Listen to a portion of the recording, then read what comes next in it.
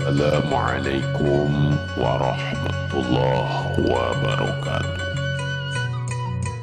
Sampurasun. Urang lajengkeun deui kana hanca urang anu bagian kaopat. Nyaeta dina isi wasiat Prabu Siliwangi anu aya dina Uga Wangsit Siliwangi. Mangga urang regapkeun.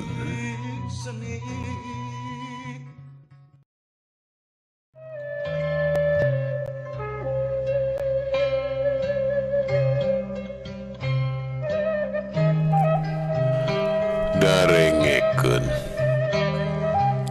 nu kiwari ngamusuhan urang jaradi rajana ngan bakal nepi mangsa tanah bugel sisi Cibantaeun.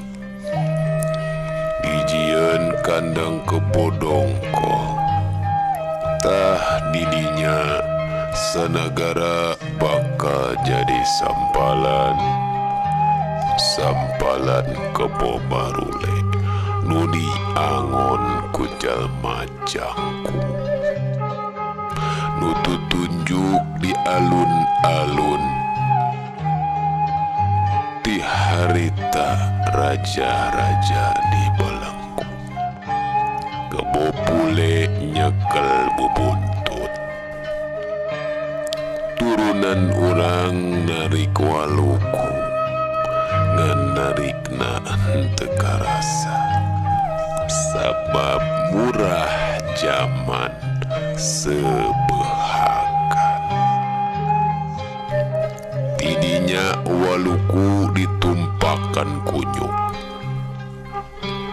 laju turunan urang aya nu lilir tapi lilirna cara nukara hudang tina ngimpi. Tinu laleungit tambah loba nu manggihna tapi loba nu pahili. Aya kabawa nu lain mudu di ala. Turunan urang loba nu henteu enggeu. Yen jaman ganti lalakon. Tidinya geger sanagara panpo nutup di buburak kudu ngalanter pamuka jalan tapi jalan nu pasingsal nu tutunjuk nyumput jauh alun-alun jadi suwung kebo bule kalalapur laju sampalan nu diranjah monyet. Turunan urang ngareunah seuri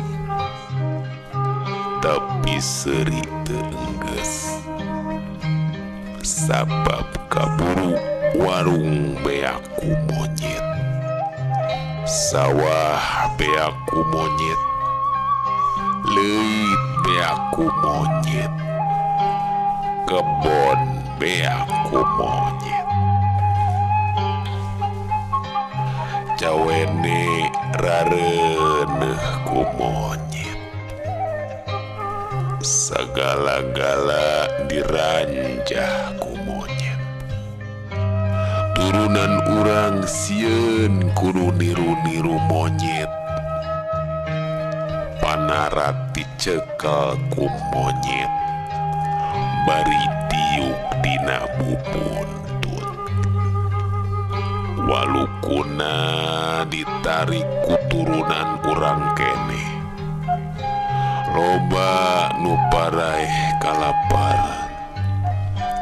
Tidinya turunan urang ngarep-ngarep plak jagung sabari nganyanyahwanan meresek caturangga. areng yen zaman geus ganti deui.